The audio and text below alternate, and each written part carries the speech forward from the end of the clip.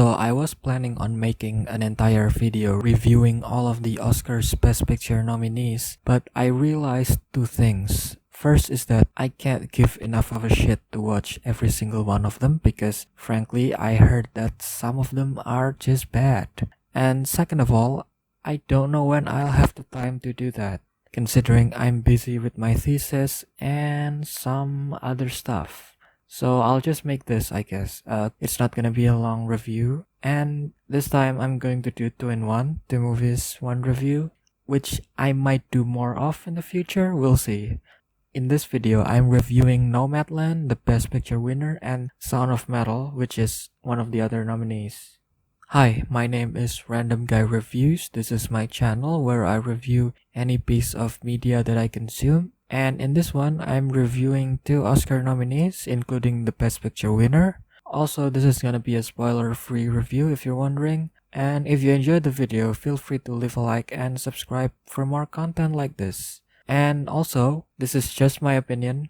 You can obviously disagree with it or think differently. And if you do, please comment on what you think about the movie. And yeah, enjoy the video.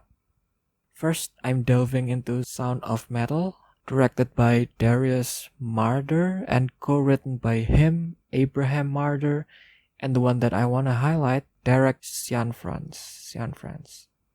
I don't know how to pronounce his name, but Cianfrance directed Blue Valentine and The Place Beyond the Pines, among others. And I'm highlighting this because while he didn't direct the movie, if you've seen his other movies, you probably know what to expect in terms of what type of story it is. So this is the story of a drummer who realized that he's slowly losing his hearing, and the conflict is how he deals with that very big change in his life while also trying to maintain his sanity. I really like this simple premise. Like, a musician losing their hearing sounds like something that is really obvious and straightforward, but before this I've never seen it done in any movie before, so props for the novelty, I guess. I don't remember where I saw it, but I know I didn't think of this myself, but someone said that this movie is like if someone made a movie about the pandemic without actually having the pandemic in the movie, because like the current pandemic situation, the main character of the movie suddenly lost such a big part of his life, and suddenly he couldn't do something that he really loved, similar to how people in our current pandemic situation suddenly couldn't do what they used to love doing. And yeah, I just think that it is a very interesting observation, and it adds to why I think I like it more than I thought I would. I really like this movie for a couple of reasons. First, because of the great performances from the 3 leads. Riz Ahmed as the main character Ruben, Olivia Cook as his partner Lou, and Paul Raci as Joe, who's like a mentor figure to Ruben. And this is really a movie that is focused more on the character rather than the plot. I mean, there is still a clear plot, but it's more about how the characters deal with the situation that they're in, not the situation themselves, if that makes sense. So the acting is really important, and I think those 3 did a really good job to sell everything and be the emotional core that the movie needed. I also like how the movie just went straight into the problem instead of telling lengthy backstories or anything like that. I just appreciate that it had a simple premise and it went straight into it, and it portrayed the premise really well, I think. It did it in a way that never seemed forced or contrived, but it's always narratively compelling. For the most part, it's quite an emotional movie because both the writing is really good and also the performances really adds a lot to it. One of the things that bothered me though was the ending, because it was not very satisfying despite the really emotional build up to it. I don't know what exactly I was expecting with the ending, but I guess I wanted a bit more closure. I don't know. And the other thing that bothered me is just some parts in the middle of the movie felt a bit boring. Not a lot, but still. In some scenes, I was like, okay, we know this is happening. We knew already that this is happening, but what exactly does it mean? And yeah, that's not really a big deal, but still, it kind of affects my judgment. Yeah, I think that's all I want to say about Sound of Metal.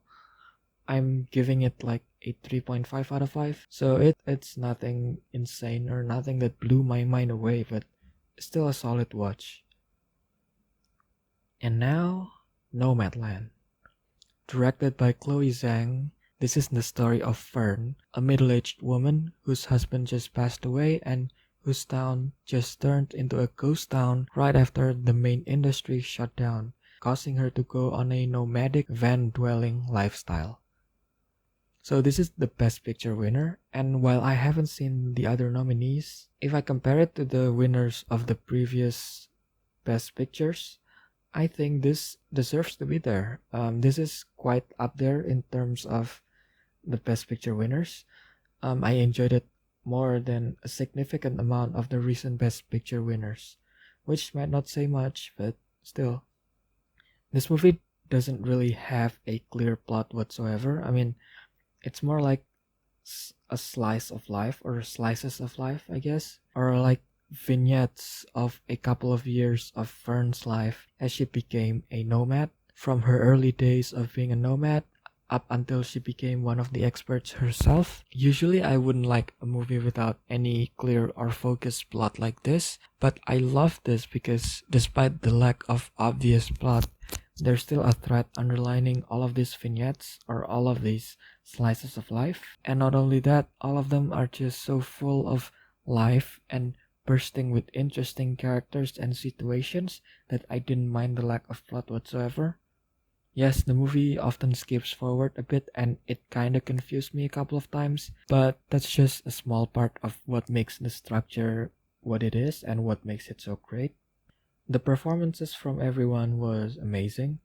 In particular, the performances from the star of the movie, Frances McDormand, and David Strathairn, which is the supporting role. Their chemistry and just their performances in general really helped elevate this movie from just pretty good to really, really good. Also, this is one hell of a beautiful movie. The setting already made the movie beautiful, but the cinematography, from the way certain scenes are lighted, from the way certain scenes are just captured, it really adds a lot to the already beautiful settings that the movie has. So yeah, it's an amazing movie. Unless any of the other nominees blew my mind away, I think this deserves the win. Yeah, I really do. I'm giving it a 4.5 out of 5. Definitely the best movie I've seen in a few months, which doesn't say much because I haven't seen too many movies, but yeah, that's what I think about Nomadland, and let me know what you think.